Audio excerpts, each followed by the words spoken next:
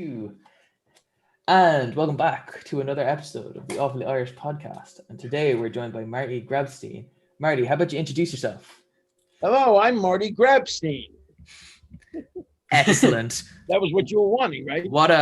Thank you. Just to prove that I wasn't a mannequin sitting up there, right? Hello, I'm Marty Grabenstein. That was good, right? Yeah, it's good. Perfect. Yeah. Genius. Watching this.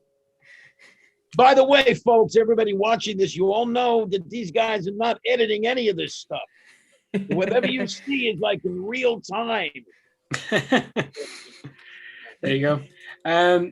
So you're best known, or at least among your younger audience, for playing Courage the Cowardly Dog. So how did you get into that role? Oh, how did I get Courage the Cowardly Dog?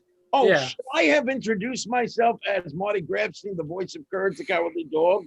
Would you have wanted me to do that? Well, do you only define yourself as Courage the Cowardly Dog? I'm sure you're more complex. I don't. As a matter of fact, when I was a young man at it was either 3 years old or 4 years old. Do you people have time for this right now? All right. When I was, it doesn't matter, really, whatever. So 4 years old, I remember that I memorized the cast album of the Wizard of Oz, and I performed it for anybody who would listen. Usually they wanted to hear, which was my family members and stuff, but there were people who didn't want to listen that I also performed it to. Maybe already at that early age, I learned a little something. Maybe there was something to be said for that. Just because they're not wanting it, it doesn't mean you're not giving it. Is there a lesson to be learned from that? Okay. Anyway, to answer your question, how did I get the role of Courage the Cowardly Dog? Well, I was, doing some work, and I remember I received a phone call from my very good friend, though I had not spoken in about 6 years, actually, Risa Newert. And she called me up and said, I'm going to be doing I haven't spoken to you in a while, Marty. And I noticed that you are, I thought of you because I see that you are still in the acting business. In other words, she figured that I was still like alive and kicking in the acting business, holding on by, shoestring or by a string or whatever it is. I don't know how you actually define that terminology. But listen, whatever it is, that I was still around. And I was doing sketch comedy with a partner, and we were performing all around the city of New York and doing some that we had original writing that we had done. And she saw that I was there, and as a result of that, she said, I figured I'll give you a call. I'm working for this guy, John Dilworth, and he's putting together a series, animated series called The Courage the Cowardly Dog. And he has listened to every voiceover artist in the city. We're talking, like some of the most accomplished voiceover artists throughout the city for over the last 4 or 5 months. He still can't decide on who the voice of Courage is going to be. So I figured at this point, maybe I'd bring you in, which is nice to hear that, after 4 or 5 months, maybe, you know what I'm saying? Like you guys, if suddenly people are looking at podcasts all over the country and they couldn't really find one that they really liked, and they said, I may as well look at these guys. You know what I mean? Yeah. Anyway, so that's what, by the way, so she, I said, okay, sure, I'll go in. This will be terrific. You sure you don't want to edit this? Oh, no. You're an amazing storyteller. This is gold, please. This is. So anyway, I said, great, I'll come in. And literally I met the guy, and it was just the three of us in a little room, together in like an office, the office of a film production company. And I went over, and he was like, yes. And he was like he was laughing and waving his arms. And I remember that. And he goes, but this is great. I mean, the only thing I want to ask you is that when you're doing Courage, I was doing it more in this voice, the voice you're hearing now. And he goes, can you kind of pitch it up here, kind of? And I did. I was like, yes, well, Courage the Cowardly Dog. And he goes, That's it. I think we got it. So the irony of that is that you choose a guy with a low-pitched, kind of gravelly voice, and you put him in a high-pitched type of role, and sometimes that can actually happen. Who would have known that was going to happen, right? Very, very strange. So anyway, very excited, and it started, 4 years worth of really cool cartoons, 102 cartoons later, so very, very, that was kind of a cool thing. Also, I kind of got a lesson out of that. Everything's got to be a lesson, right? Everything should be. We should learn from everything, don't you think, guys? Oh, absolutely. By the way, yeah, once in a while, you guys okay over there?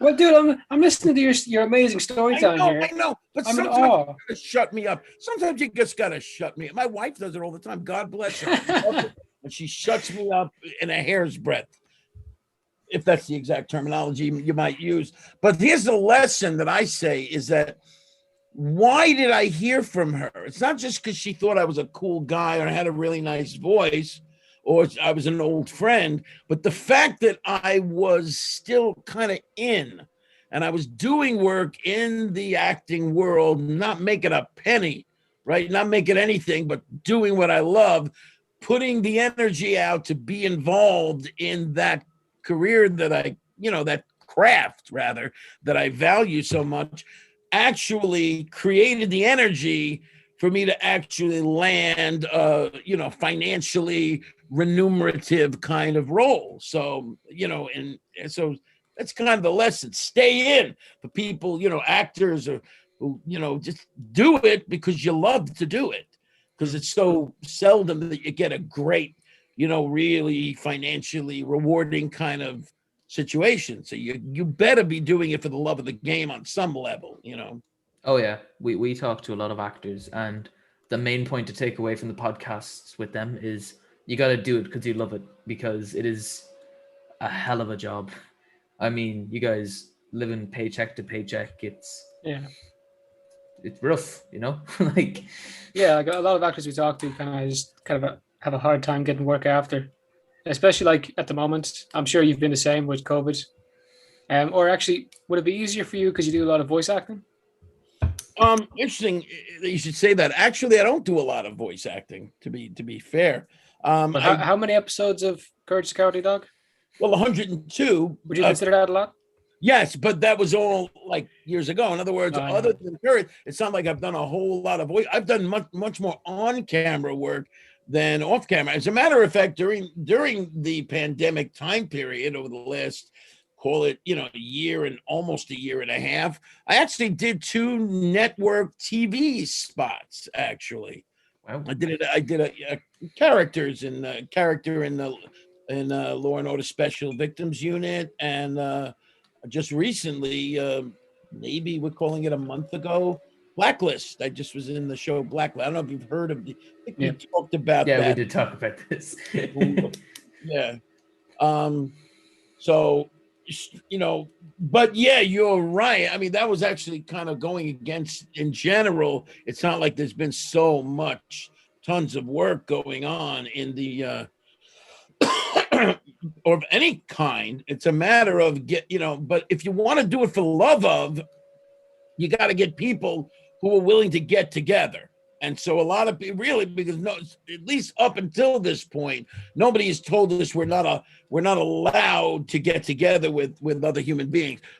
They have told us we're not allowed to get together with a larger amount of human beings. So in a sense, that's already pretty horrible. But so I now am actually, if I may be so bold as perhaps, what am I doing right now? I'm actually in the process of putting together a short film production company that I'm a part of, is going to be shooting a short film about the life. Well, it's not about the life of, but a particular episode in the life of Hunter S.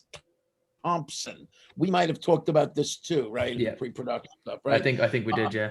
Yeah, so I'm going to be shooting that in the middle of June. That's going to be like a wonderful short film, a really great script, and play a character. I already played this character. I was titillated by this character of Hunter S. Thompson, a real 60s counterculture, 60s and 70s, wrote for Rolling Stone magazine, wrote the book Fear and Loathing in Las Vegas. You might have seen, some of you might have, Johnny Depp was did a film version of that.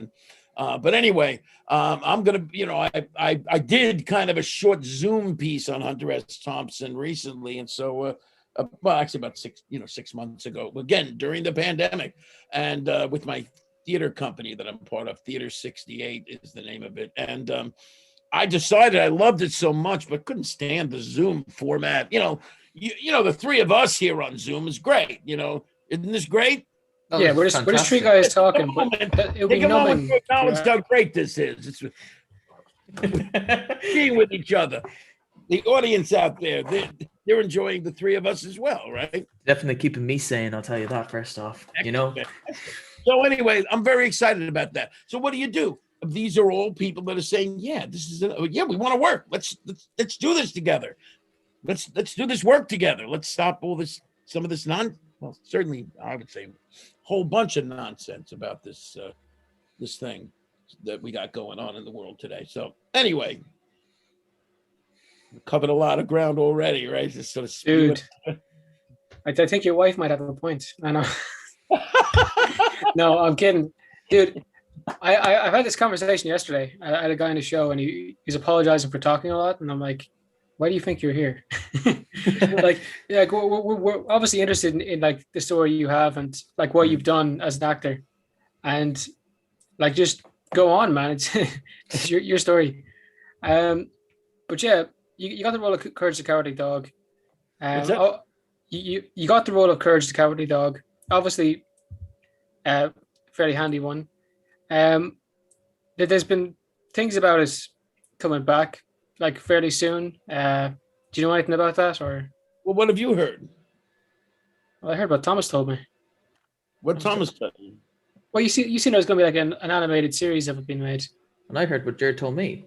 No, I'm guessing. But I heard of this. I think it was some kind of CGI Courage the Dog coming called the Fog of Courage. No, that already was. Okay, a couple of things. First of all, there's plenty of talk about it. I don't want to say that I'm kind of anything I do know. What's he getting at here? All right. I'll tell you what I can tell you. First of all, to handle the Fog of Courage, did you see the Fog of Courage? Did you watch that? No. Okay.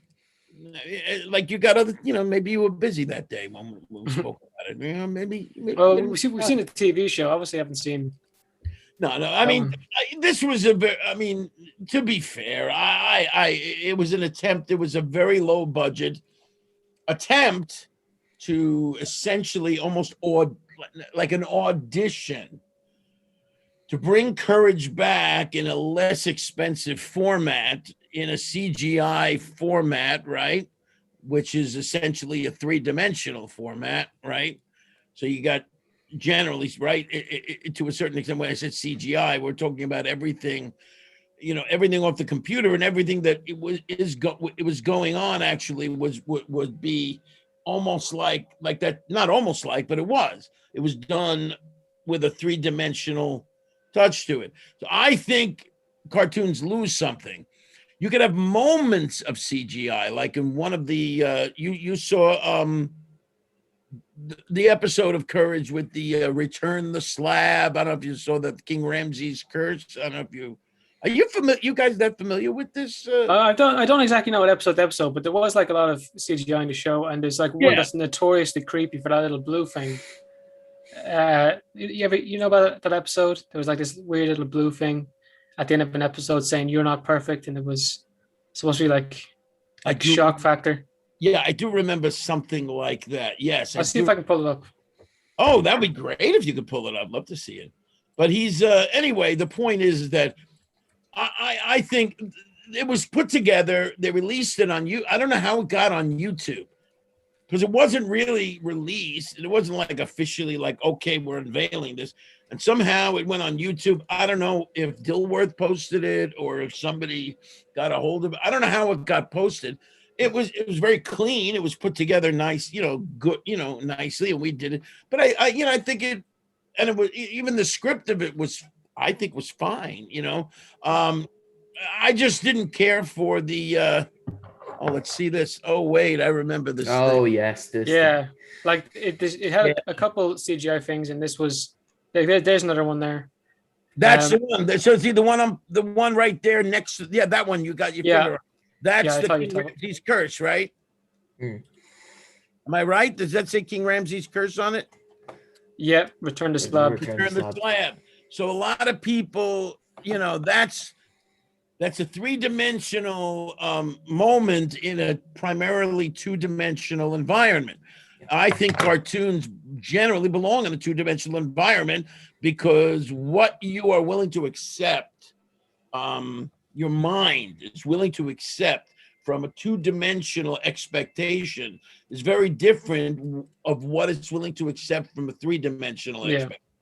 Yeah. And so, like, they talk about stretch and squash. It's a terminology that illustrators use or animators use, where it's like, well, let's say, Wile E. Coyote is falling down off the cliff, right? Mm. He's falling down. You see him falling, and it's like, whoa, and he stretches out like that. And then you look at the bottom, boing, and he splats on the ground, and you look, and he's like a pancake stretched out. And his eyes are right outside of the pancake looking up, blinking or whatever it is. And it's like, it's totally acceptable. And it's fun. But as soon as you make it three-dimensional, the sheer aspect of that means you have to kind of make, like everything starts to look more realistic. And I think you lose the humor of it to a certain extent. That's my feeling of it. You're right. I think that's why Who Killed Roger Rabbit did so well. Imagine that if it was in 3D. That would just be terrifying. That would let it go as a horror. But yeah, like you have a point there. Like you wouldn't believe it if it was in 3D, or it would look silly. Yeah. With small bits like that, it is pretty cool. Didn't they have Looney Tunes in like 3D? I definitely remember seeing. Hold on, but you wait a second. They probably did. They probably processed it and put it through, and kind of digitized it and then redid it in 3D. Is that what you mean? I think because I have this picture of Wile E. Coyote as an actual coyote looking thing with 3D CGI, and then I'm sure they did it later. I'll see if there's. You know what I mean? I'm almost certain there's something like that out there. Yeah, but, no, you got it right. Am I right? Yeah, I think I am right. But it looks pretty weird. That's what I mean. Yeah, I can definitely imagine this happening. Have any of that? Oh, remember this one? Right, that was great. Let's see. That is exactly what I was exactly what we're talking about. That is exactly, yeah. Doesn't it kind of, yeah. That's yeah, that's weird. It is, yeah. We can't explain it why there's a problem with it. Like you really can't. Like, why would there be? You're looking at it and it looks, kind of like a different type of animation. Maybe not what you used to, but there's something about I don't know what it is, but your mind just processes it differently. And if you have to spend time, if your mind has to spend time like readjusting, it's missing all those moments if it's constantly readjusting things. Rather than you just look and you boom, it just watches over you. I don't know. But it's also like we get freaked out as humans when we see something that kind of looks like us, but isn't us. Yeah. That's why people get like scared of mannequins or whatever. See, I like that. See, if it's going from 3D to 3D, then it's very exciting. Like some of the great horror stuff is it's extraordinary. But I'm thinking of the Twilight Zone episode with the mannequins. I don't know if you remember that. I'm not. I don't think I've watched Twilight Zone. I think. Are you talking about like the actual Twilight Zone show? The original show, yeah. Yeah, I have a book here about it actually. Hmm. I used to watch it when I was in the States. It's backwards there, but Look at that. No, it's Yeah. good, Jared. Yeah, the 50th anniversary. Yeah, that's cool. yeah, no, it was, dude, what a show. Where did you get that? When I was in the States, I got it. Did you hold that up again? Where did you get that? I don't know when. I was younger and I was in the States and picked it up. It's a book. Yeah, 50th anniversary tribute. That's cool. So it was in a live event, or it was like a convention or something, or was it actually just? But where would it be that? Where would that book come from? it was. I don't know. Was it like Universal Studios has like a Twilight Zone ride, and it brings you up and down on this elevator, and like with different parts, they're like similar to episodes from the thing, and you get to like a certain point, it drops you like from like a high point or whatever, like to go along with one of the stories. We were in the gift shop, and I'd seen the show before, because like, you know, when you're up late, some shows come up or whatever, and I got the book. Wow, that's terrific. I love that. One of my favorite show of all time, Twilight Zone. Dude, it got some weird stuff. Favorite television show of all time. Amazing, and tremendous amounts of morality tales and some really beautiful things about the human condition. So You know what gets Anyway. close to that? what's that? You know what gets close to that show? Like the modern equivalent. Black Mirror? Yes, Black Mirror. dude. Fucking great, isn't it? It is. See, I knew you were cool. I knew you were cool. Black Mirror is fucking. Oh, it's just so good. No, But yeah. yeah, I mean, but have I missed something? Have they not had anything in a year or so? I think they actually made a real life one. No, but no, they haven't made anything The since pandemic is the real life Black Mirror. Yeah. Dude. They haven't made one since the one with the video game characters, and Miley Cyrus was in an episode with the robot. That was the last season there, I think. Wow. But there's better episodes in the last season. I think. I think the first season's the best. Shut Up and Dance is great. Fucking. What's that? I think Shut Up and Dance, isn't that one of the episodes where? Not familiar. Not familiar. I think it's the one where they rob the bank. No, it's good. It's a fucking great episode. I hope it's it. There's one they had that was like in black and white, and they had like this robot thing that chased after him. It was kind of like the very creepy. yeah, like the Boston Dynamics robot. That was weird. I like the one with I like the one that was kind of a uptake on kind of a spin of the Star Trek stuff. Oh yes, the one where he used to download the people into the and created this reality. Oh, really? Wow. Weird stuff. Creepy stuff. You know, with the whole Neuralink thing with Elon Musk and the boys, that's pretty close. Yeah. That's terrifying. Real life terrifying, right? Yep. Yeah. No, absolutely. So regarding his courage, there was a potential to bring. They were talking about trying to bring to make a prequel of Courage. They were talking about that recently, and I actually recorded an episode. They were going to be doing it, and they were debating whether to mount it or not. So now they've shelved that. So we keep trying. I believe there's no reason why to not bring it back. As long as I'm still alive. I mean, if I'm still alive, then I certainly would be really excited. Yeah. Yeah. If I, I mean, at this point, I hope it happens before, before I meet your maker. Ooh. What was I going to ask about the show? Oh boy! You let it sit there, didn't you? Right? Yeah. See, by not editing it, then you basically throw it back into my court, and I'm sitting there, in my own mess that I've made. That was very clever the way you did that. You could have stepped in and goes, stop it, and moved it along and redirected. Instead, you gave me a stop it. Come on now. No. Would you stop? Would you? Do you think you could make the show the same way they made it originally? Like if Courage the Cowardly Dog came out today, as it came out with the first season, whatever, you think it would still fly? Because it does deal with some like dark stuff for kids? Honestly, I think so. Yeah. I think we're in a. First of all, you mean? Well, Like kid shows aren't like they're pretty much nonsense, but like one like Courage actually has something to it.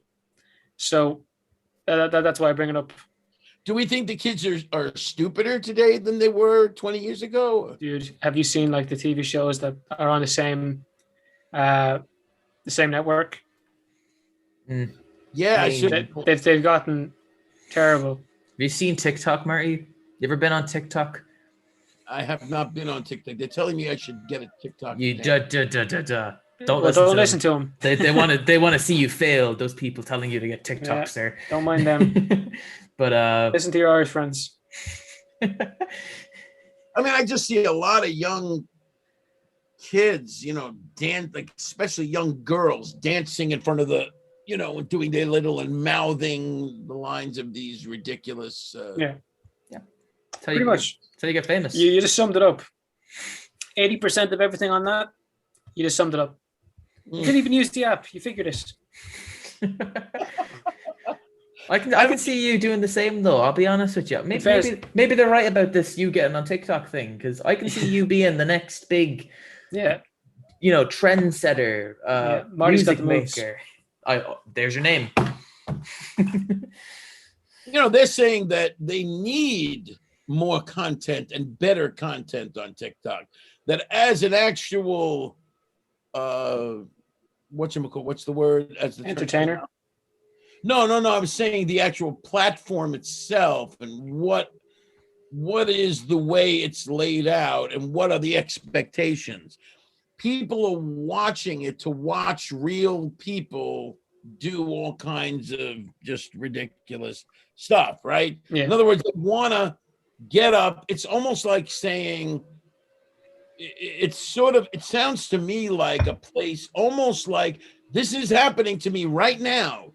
This reality show nonsense that our entire culture has hooked onto, I think, has become so out of control that everything people are much more interested in reality, like just seeing all these realities rather than actually anything that has any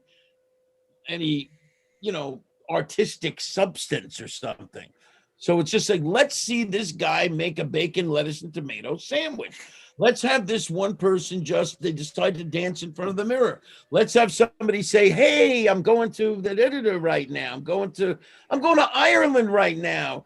Once they finally decide to, unlock the lockdown for it, I'm going to Ireland. Because, and like, why does anybody care that I'm going to, somebody's going to Ireland? People just want to talk about any nonsense stuff. So if I step on, they were saying, if I step on and start doing stuff, it might cross-reference my Facebook and Instagram stuff. Like it might be just a cross-referencing of it in terms of exposure. Yeah. Is there any value to that concept or validity? I know a lot of people that use it to gain more followers on Instagram or more people following them on Facebook, and it genuinely works. We have a friend named Jason Anthony he was a voice character in a Call of Duty game, and he has around 25,000 followers on Instagram and then over 300,000 on TikTok that he uses to bring attraction to his Instagram, where he does. Just remember that number. Like, he has how many TikTok followers, and how difficult is it to get them to go across to another platform? Like, other guests we've had on TikTok followers aren't loyal at all. They will follow you on TikTok, and then if you say go like my Instagram or go subscribe to my YouTube, it's no, fuck you. I don't like you that much. It's because something like Instagram can make it easy. You just put a link in your bio and people just check it out. Super simple. But TikTok is kind of like, I guess it's harder to maneuver in that way. You can't really direct people towards the other stuff as easily. So yeah. I don't know. You may try it. I don't know. You could do like the Courage voice. People might love it. Yeah, who knows? I mean, I do have a good following on my Facebook page. What kind of numbers? 124,000, something like that. Well, that's much bigger than us. to be honest. So yeah, that's cool. I got a question, like a little bit off topic there when it comes to Facebook. Do you think with the Facebook pages they're kind of dying at the moment? Like we have other people who post mainly to Facebook and they're saying you have to pay for it basically at this point. You have to pay for it. Like you wouldn't get the same exposure unless you pay for ads. Like as you would used to. Oh, I mean, listen, I don't know enough to be able to determine. Like I'm a dinosaur in a way. I mean, I did the Facebook thing because it just seemed right for me because sometimes I post songs, 4-minute songs, or I'll do a video, a ridiculous video for 10 minutes. So it's long posts or whatever it is. So if I do it with Instagram, I mean, unless I go to IGTV, which means they have to go from there to yet another spot, right? Yeah. Right. Generally, right? Yeah. But my thinking it was Facebook is just right for me somehow. But I keep hearing for the young people that Facebook is becoming less and less of a deal. Yeah. A lot of younger internet users would be on TikTok and Instagram and Snapchat, but Snapchat isn't really for creators. That's more for chatting with your friends. Whereas TikTok is literally for following famous people. Same with Instagram. It's like maybe are you on Twitter? Are you on Twitter? That Twitter would be more predominantly for no. Smart. You're better off. You're better off, Marty. Good idea. Well done. I only got back on it recently. I was off it for a while because it was just really that bad. Gets depressing on Twitter sometimes. Yeah. That's why you need apps like TikTok to cheer you up. Yeah. There you go. There's a cycle figured out. Now it's an algorithm, like everything. Yeah. Oh yeah. But on a happier note, bar Twitter and the likes. You were saying earlier, like you do a lot of you have a theater company. So what's the story there? You big theater guy? Oh, I mean, I'm from the theater. I mean, I've always, done a lot of shows in New York. Like off Broadways, and like small shows. I've done summer stocks and stock companies. I've done. I mean, theater is where I kind of come from actually. Years ago. So it's a theater company. We do scene study and we work on scenes, and it's also support. We perform with each other. We've been doing it over the last year and year and a month or whatever it is since the pandemic. We've been doing it on Zoom. So when you're working together, you're working this way. Yeah. Which more harder. Well, it's less satisfying. I mean, in some ways it's good in that you get to kind of really work on, you almost like you're performing for the film. But the point is the sound is so bad on Zoom that you actually, if you go really soft, sometimes, it might not quite get, you might just lose it. Whereas on film, you could hear it like a pin drop. You could hear it so clearly. Right? Like, look at me. If you heard me talk a lot at this level right now, if I spoke like this at this level, right, you'd be sleeping, right? Yeah. Right. But if you're doing it on film, then you see the visual of my face and you're hearing the sound of the voice, and it's like clear. Yeah. You would be drawn in by the extreme, frighteningly incredible engagement I'm creating with this moment that we're having right now. This is a devastatingly, frighteningly beautiful. All right. Okay. But anyway. I get your point. Yeah, sometimes I do believe my own bullshit. So I just want to point that out. I wanted to say one curse word for you. I just felt like I should. So I said my own bullshit. Makes me feel good. I'm glad. Look. It's tradition here. It's tradition here, yeah. We're brought up on the swearing now. Ever since, my 5th birthday, it was straight off the homework and straight on to swearing. I'll be honest with you, man. And I haven't stopped since now. But honestly though, it's just so common. Like I'll just slip in a F word and whatever whenever I talk, just because I'm so used to it. But if I do other podcasts, actually I've been giving out a lot. If I do other podcasts and I'm told not to swear, you better hope you're not the editor. Because I think, what was it, Jared, when we were on the Take Up Space podcast? Was it 15 minutes she had to bleep out? Yeah, we did an hour, and a total of 15 minutes had to be taken out. Wow, crazy. I haven't sworn in this podcast this much now Yeah. today, just because. But like, I can't help myself. It's just the way I speak. I have a problem. Look, in Ireland it means less. Like cursing in yeah. Ireland just means so much less here. It's none, You know, really. It's like bread and butter. You say it every second word. It just doesn't matter. Pretty much. People are not upset with me. So regarding the theater company, so yeah, I mean, it's been a wonderful. I mean, I've been in this theater company for almost 4 years, and other than the last year, it's a live theater company. We meet every Monday night. We do scene work. We do one-act plays. We do a full-length play together. We kind of mount productions, and and it's also like educational in that we'd have special guests coming in and doing seminars. We learn things that we need to do in order to be in today's world of acting, and some stuff business wise, some stuff creative wise. It's just very rewarding for me. And I feel very honored to be, not the word honored, I am honored too, but I mean just kind of grateful to have like a group that is kind of like a home base for me to just always be able to do work of some sort, to be able to work on stuff. Yeah. And it's been it's been great. I feel I've improved over the last few years as an actor based on the work that I've done with this theater company. So, the more you do it, the more opportunity there is to hone things up a little bit, Yeah, practice makes perfect. Yeah. Do you think it helps that you do that, or that you've done so many different kinds of acting? You mean it helps in what respect? Well, I mean, like making more like a more adaptable actor. Like you've done theater, you've done voice acting, you've done acting on screen.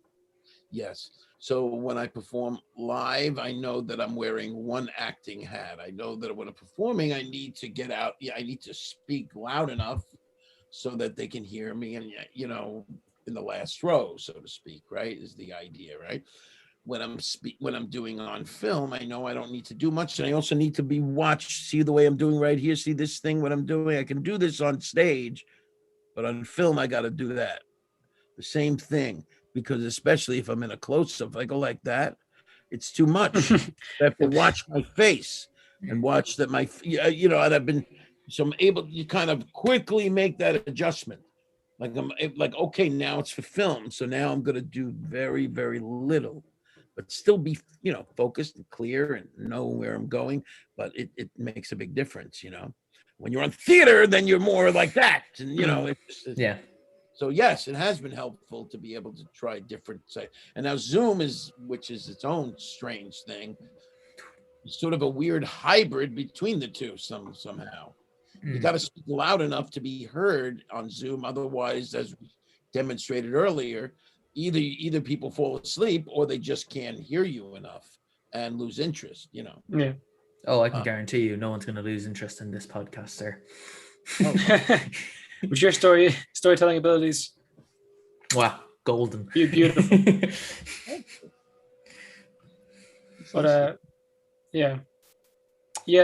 I suppose in acting you have to be about as adaptable as it can be, because you're going up against so many different people. Oh yeah. Now, when you're getting work, do you feel you ever get typecast, or do you get to do a variety of different things? I mean, interesting you should say that, because without being typecast, I'm not going to get the work. Yeah. I mean, I'm not going to get any legitimate paying work. If I'm doing non-paying work, then I could probably, generally, people are willing to take a shot with me more. But if it's paying work, generally speaking, one would think more often than not, it's, well, what would he be right for? Like I can do, I would be, let's say, I mean, during, one of my acting scenes, I played King Henry, Henry the Fifth or something like that, or no, Henry the Second. That's what it was. I was going to say, not A Man for All Seasons. What's the name of it? Lion in Winter. But anyway, Lion in Winter. That's right. It was Lion in Winter. I got nervous. I forgot that I didn't get it right. Anyway, so why am I saying this? That would be probably good for me to, get focused, right? Like just now, I lost focus. I just wanted you to understand that this was me losing focus. So you guys were waiting for something to come that didn't come. Essentially, you were expecting something. You didn't know what it was, but it looked like maybe a nugget was coming your way. And essentially, you basically got nothing except me. Yeah. You're really good at recovering from that, though. Okay. So when you pull a blank, you recover so well. So you just keep going until you get back to it. Exactly. That's what it is. That's the key, right? So so I was playing oh, my dear Elsinore, which way should we go? And I'm doing that. Now, I do a pretty decent job of that stuff, accents I'm pretty good with. But nobody's hiring me to do, King Henry II. I mean, they're just not going to hire me to do that. I look like a New York guy, maybe Italian, maybe Jewish, maybe Greek, whatever it might be, ethnic type. But now that I'm older, so interestingly enough, go figure it. I finally got a part that I never would have thought I didn't think that I would be typecast as it. But what I did, here's what you can do. When I auditioned for the Blacklist role, and this was a very beautiful thing for me, it was a role that I was submitted for that actually was kind of a sleazy character. And, not that sleazy is not something that I could, pretty much pull together easily enough, Yeah. Feel free to, agree with me on that, gentlemen. I agree with you with that. Thank you, my friend. I concur. I knew Jared already agreed. I saw it in his face. His agreement was self-explanatory, really.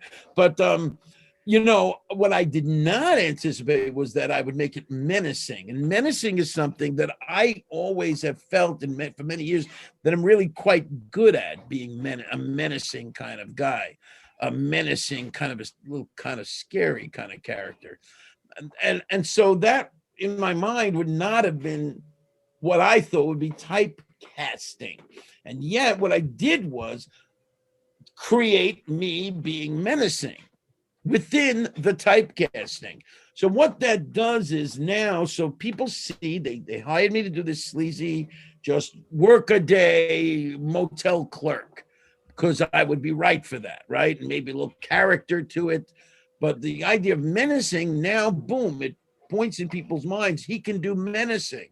So maybe we'll think of him for another menacing kind of role. This is very simple in the way people think in this industry, but sometimes you can steer them. You can steer them to think a certain way about you and fight back a little bit of typecasting. But listen, there's nothing wrong with typecasting. Get the work. You're doing the work. That's mostly what they want is, and if you're going to get paid for acting, you get paid enough to get the work. That's the idea, right? To try to get that to happen. Then you could try all kinds of crazy stuff that you weren't necessarily going to be trying, that you wouldn't be cast as, and maybe you create that, maybe you produce that, maybe you make that happen. I mean, I'm going to be playing Hunter S. Thompson, right? Hunter S. Thompson was a slim guy, and I'm a heavy guy, and somehow I'm going to be playing him, Hunter S. Thompson, as a heavy guy. And it's just going to have to be, I'm going to wear the aviator sunglasses, wear the cowboy hat. I'm going to do what he does and create his behavior, but I'm going to be a heavy Hunter S. Thompson, and the world will have to deal with that. It's interesting, though, because you can create that, and most people won't give one iota of a crap that he's supposed to be thin. Most people wouldn't care if they even know who he is anyway, You wrote that script for the Hunter S. Thompson role, right? Say that again? You wrote the script for this thing, right? No, I didn't write this. Well, I actually came up with this. My partner and I came up with the story together, and he actually wrote the actual script that we'll be following. And came from something I did that someone else wrote the script for when I did it on Zoom about 6 months ago. But, where does your fascination come from for this guy? Dr. S. Thompson? Yeah. Well, he was, first of all, he's out of control, from this, as I say, primarily the 70s, his intelligence, his rebelliousness. He was like one of the original rebel types. He hung out with the Hells Angels and wrote a book called Hells Angels about. I'll pull up a picture of him. I think his picture says enough about him. You can pull up a picture of him? Yeah. And he's crazy, wild, extremely brilliant, and very, very, very funny guy. Funny acting. Wow, oh yeah. There he is. He's so funny in the work that he writes. He's out of control. Drugs out of control. Smoking, drugs, firearms. Just fast cars, and yet, as much one could look at that and say that there's not that much to be to say. Oh, isn't that wonderful that he did all those ridiculous things? Not necessarily, and yet somehow you just take all that together, and the things he said, and his brilliant writing, and his humor, and his uptake about the absurdity of life, and the absurdity of human existence, and the hypocrisy of the establishment, and all of that is wonderful. It just kind of keyed into something within me. That. I think the world is now Fear and Loathing in Las Vegas, a lot of all his Rolling Stone articles, those things are things that even to this very day are viewed as classics in a style of journalism. It's called gonzo journalism, actually. And which is a kind of journalism that actually hints at that you're actually in the action rather than a dispassionate observer who's reporting on what he's seeing. You are in the action, in a sense, creating the space for this journalism to happen, almost like you're a part of it. And some of it is even fictional. So some of it is truth and some of it is fiction. You don't know what it is. And so much of it is bullshit anyway, because we know how much of journalism that we see is fully truthful. So instead, we're going to go out to make it almost as if some of it is truthful and some of it's not. And I leave you to figure that out because it's an artistic choice. He's not really a journalist. He's a writer. He's a creative writer using a journalistic sensibility to create his writing. And so it's great fun. Yeah. Doesn't that sound like it would be fun? Oh, it does. It sounds like it's going to be one hell of a role. You have a fun time doing it. What kind of timeline are you looking at? Like, what kind of year? What kind of timeline to get that thing done? You mean? No, I mean like what date is this going to be? Based on, like the 90s, the 80s. Oh no, this is going to be. Well, he died in 2005, so I want to go ahead and say maybe 1998, 99, somewhere in there, late 90s. So you want to cover like his later life? Yes, because look at me. I mean, at a certain point, you don't look a day past 25. Come on. I was thinking, man, are you even like, what are you talking about being old for, man? You've got like a couple 100 years left in you. Would you stop? Yeah, and by couple, he means a couple. Yeah. Oh, the upper echelons of a couple. Yeah. But nobody would view me as 19, as doing something in my 30s. So, I mean, making him in his early 60s is great, late 50s, early 60s, somewhere in there. It's great. I mean, that's a realistic, thing. And he was pretty dynamic then as well, Yeah. Yeah. There's something cool about that kind of journalism where like you're included in it as well. It's kind of like what Louis Theroux does when he goes to like all these weird places, but it's still a bit removed. Louis Theroux, the documentary maker. He does Louis Theroux. I'll pull up the pictures. There's no way you don't know who he is. Louis Theroux. He does all the documentaries on drugs and, picture incoming. He's very This guy. famous. He's extremely famous. He makes loads of documentaries. Do you recognize this What guy? does he make his document? It looks familiar to me. Oh, he's a very famous documentarian. Probably the most famous actually. Yeah, he's In your area, you mean? No, isn't he British too? But he he's in kind the of UK. he works out of the US though a lot. Like Yeah, yeah. because the US is just so crazy. It's such a cool place. I love it. Like, Like you, US? Have you been to the US, you guys? Yes, Hmm. I was there for a trip, a school trip. Yeah, Mm-hmm. yeah, that was pretty cool. I went to Florida. That was really nice. Got to experience. How old are you? 19. 19. No. Yeah, 19. Whole You're life not- ahead of us. Are you really 19? Yeah, Yeah. 19. No, you're not 19. Don't- Well, why is you thinking? Why is you thinking? Two reasons. Number one, you seem a little too mature to be 19. And number two, you guys look a little old, to me. Yeah, is it the beards? Yeah, I get that the whole time. Is it the shirt I'm wearing? No, definitely. Yeah. There's No, Tom I told get me, that. Thomas tells me, hey, you look 100 years left, and you're being so supportive.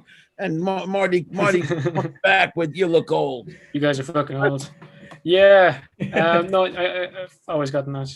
no, yeah. Like That's- I I can remember never s- first No, but day so actually, how old are you really? 19, 2001, You really are really 19? Yeah.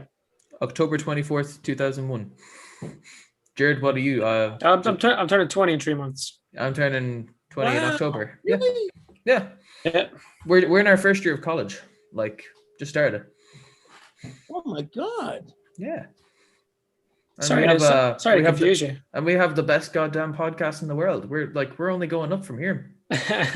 Well, we have plenty of time to do it. That's the way I see it. 100 years left. Swear to God. 100 years of podcasting. Let's go. But I dude, love it. yeah, with the mature thing, I don't know. Like, what do you expect the average 19-year-old to be? What did you expect out of us today, if you knew our age?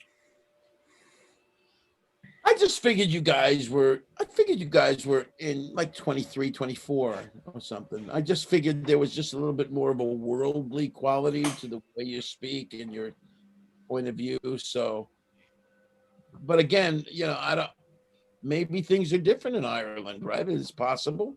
Could it be a geographical thing that makes a difference? Are people more mature in Ireland when they're 19 than they are in America?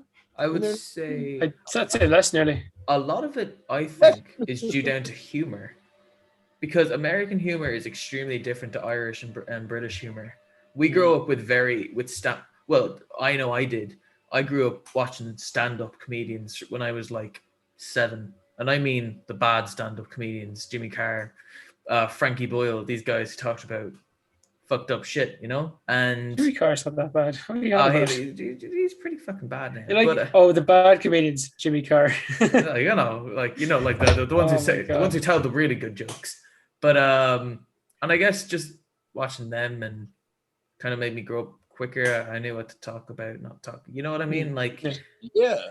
I don't know though, and like I do like American comedians. I'm not saying comedy's bad, but it's different lifestyles, and I mean it's weird. You're right, yeah. Yeah, you're not kind of if the comedians are on the TV, you're not kind of shooing the kids out of the room. They're sitting there and they're hearing all the stuff, and Oh yeah, yeah, I don't know. it's weird. Sorry. You ever been to That's all right. Ireland? You were asking us a second ago if you've been to the States. So badly want to go. I always did. My wife has got relatives in Ireland. County Cork is. I have relatives in Cork as well. It's a great Yeah. place. It's a beautiful place.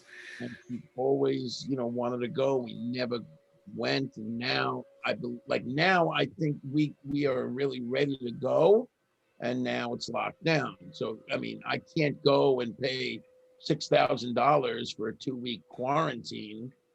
Yeah, before dodge I that bullet. enjoy. How nonsense that is. Yeah. Nobody's going to do it. So nobody wants to come. They implemented that this week, like mandatory hotel quarantine. 3 people left. 3 people just got up and left it. It's. What do you mean? I mean, like they're supposed to stay in the hotel for the entire 2 weeks, and 3 people left the hotel. Oh, like they went back home, or what did they do? No, they went into Ireland. Like they probably went to go see their relatives, or they went to, I don't know, a B&B or something. I couldn't fucking tell you where they went, man. Sure, the guards couldn't tell you where they went. Yeah, we got a bit of a situation over here. Yeah, but it looks like you guys are doing pretty good. Like, you gonna be able to go back to like acting normally, or you guys still got a bunch of restrictions? What's going on for you? You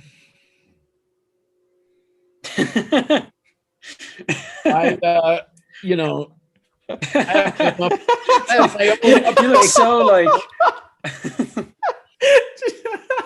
Oh my god! I mean, you're so done with it. No, you don't even need to say anything. That explains everything. That says a million words in one. Like, tell us about your Hunter S. Thompson. When are you planning to start that?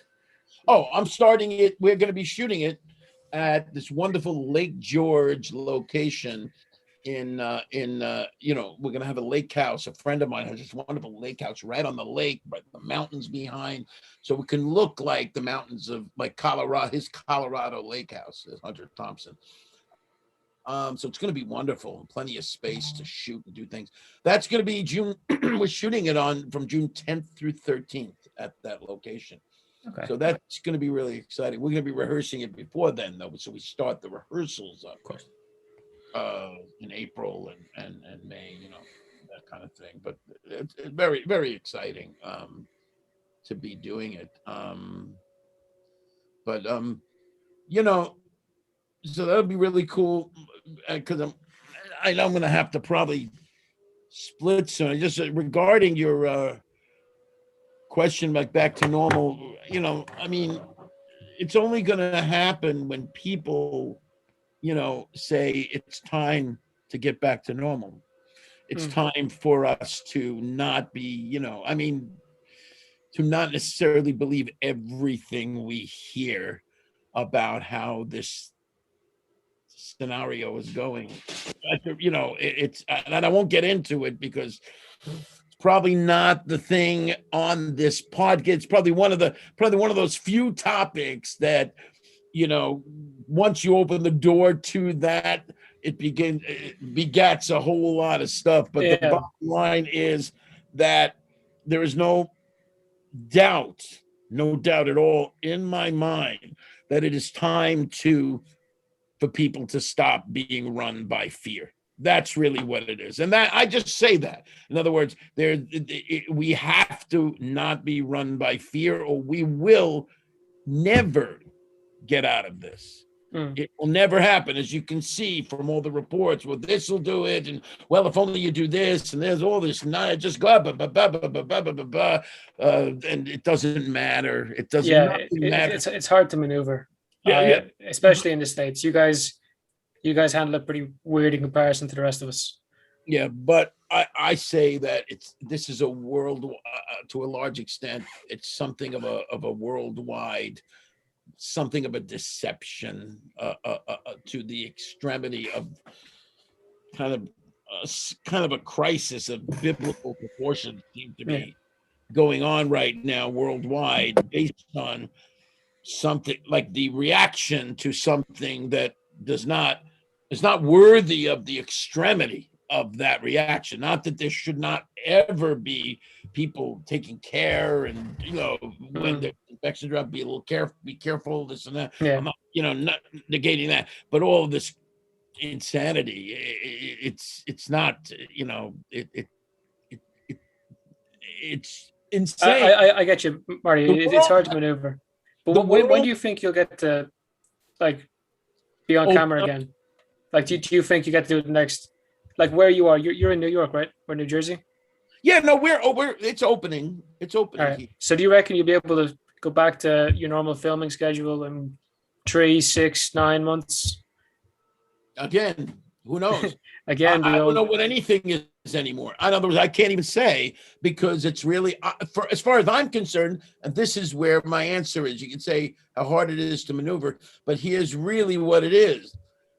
Every single human being, each human being that steps up has got to kind of come to a certain tipping point and a realization with whatever is going on here, to be able to say, this is how I am going to go forward, as opposed to awaiting some sort of decree from somewhere else that keeps changing their tunes, and you just keep awaiting the next decree. So are you saying like there's a way to do it now safely? Like if you know, you wear your mask, wash your hands, whatever. I would even go further than that. I would say that, always you should wash your hands. Washing you should. Dude, the amount of people that didn't beforehand. You ever been in like the men's bathroom and like, no one did it. But yeah, no one did it. And how did it work out for us? We still survived, didn't we? We survived with all that dirty men's room stuff that became such a natural thing for all three of us in the men's room, right? Okay, I don't mean that's a unique sentence right there, Marty. But you remember, I don't edit this. Or that sentence. I'm gonna actually boost the audio on that one. Yeah. No, I'm kidding. I know. But anyway, I absolutely believe that much of what we're thinking of. If you know what, we're talking on a podcast. If you guys ever wanted to talk about this privately, I'd be happy to. I don't want to just be, broadcasting. Yeah. No, that's all right. Putting you in a position to kind of have to, but it regardless of what you want to say, the bottom line is, however you want to hold this thing, and I'm trying to steer clear of any kind of definitive. I think I've done pretty good talking about it, and yet not actually fully talking about it, which is the only way this can work. But regardless of what your uptake on this, human, just critical thinking would have to say, well, we have to, live our lives, or we have to, otherwise we won't have anything to go back to. There won't be a normal. There won't be a society to go back to if we keep doing this. More and more people's lives will be ruined. More and more people's businesses will be ruined. And how would we then go back to normal? Like, how is that even possible? So, I mean, I think we're really at a tipping point. I think people have to say, life is a risk.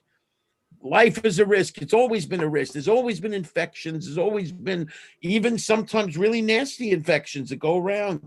And most people, survive it. You just got to live your lives. If you don't live your lives, then we really will never get back to normal. That's really my uptake on it. At the risk of, without getting into any specifics, that is my uptake on this, that is indeed, if that we don't have my view of it, we actually don't have much. It's really one choice or another.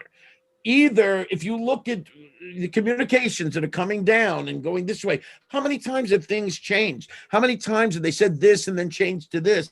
At some point, we have to say, either we're going to live our lives and take just take a shot because life is a risk, or we will stay locked down forever on some level. Even when we're open, we'll still be locked down. So do we want to live lives as locked down people, or do you want to live lives as people with lives? Well, at the moment, hopefully they have some solutions that we're getting stuff sorted. We've come a long way from not knowing how to treat it to know how to treat it to blah, blah, blah. But because we got to finish up fairly freeze. Yeah. Oh, you're back to normal. So to finish on a Courage the Cowardly Dog note. Yes, let's finish on a Courage the Cowardly Dog note. I can't believe we got into that. So there you go. But it's okay, because what did I say? Not that much. I didn't say much. But what I said is a good, what do you think, right? That was an okay thing to say. We got to live our lives, right? We just got the safest way we can at the moment. But with Courage the Cowardly Dog, Go ahead, talk. okay, so you're not entirely sure if it's going to come back, but you'd be 100% down to do it if it did. I'm not 100% down to do it. Of course, I would be 100% down to do it. Why wouldn't I? I believe it is going to come back. I believe it is. What do you think it would take for it to come back? Is this a thing of like funding at the moment, or they're not sure the viewership? All of the above. It's always the thing. What makes people not necessarily go to it, or maybe not enough of an understanding of just how much it was a beloved show.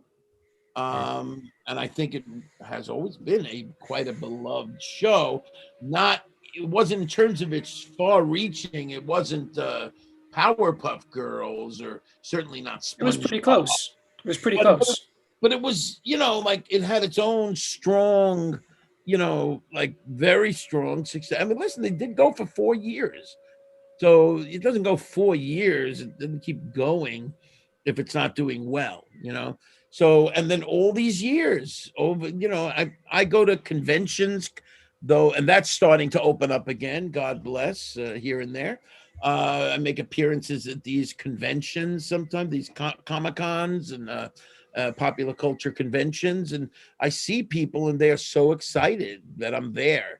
And why are they excited that I'm there? Yeah, it's not necessarily excitement to see Marty Grabenstein, not like you guys are very excited to see Marty Grabenstein, not just in the men's room. I'm not only saying that.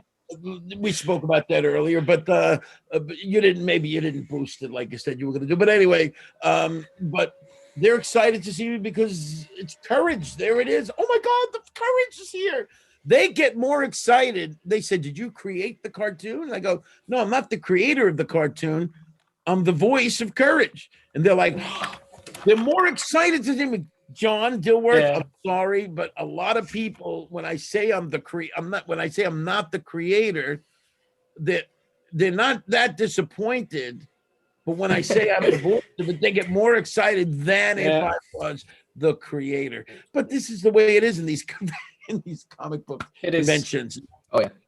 But I'm hearing it. I'm hearing there's interest in it. They want to see it. They're excited about it. So I think they're getting a handle on it. They get behind. They're not on top of the situation. These big money companies, these media companies that are, frankly, would be who would determine if we get to do it or not, right? Yeah. So God willing, right? So I guess before we finish, do you reckon you could do a bit of a Courage voice for us? What do I do? But I'll save you, Muriel. Love. Oh my God, that is beautiful. Wow. Thank you so much, Marty. It's been a pleasure. Yes. Absolutely. So, Marty, if people want to check you out, where can they find you? They can find me at Marty Grabenstein Courage on Facebook, or just Marty Grabenstein on Instagram. On both of those.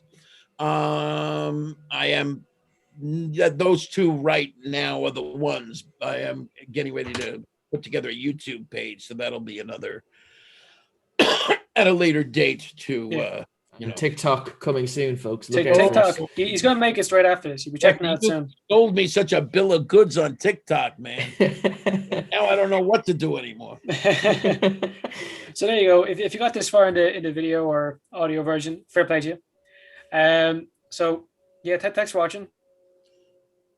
Oh, he's after freezing. That's fucking brilliant, isn't it? Yeah. So thanks for watching. Remember, stay safe, stay away from yourself, and good luck. Top of the morning, lads and ladies. Support for the Awfully Irish podcast is now brought to you by Manscaped, who is the best in men's below-the-waist grooming. Manscaped offers precision-engineered tools for your family jewels, and you're no longer lead the look of the Irish with the ladies. Manscaped just launched in Ireland. We've gone years without using the right tools for the job. You can now be one of the first men in Ireland to experience their life-changing products. Your balls will thank you.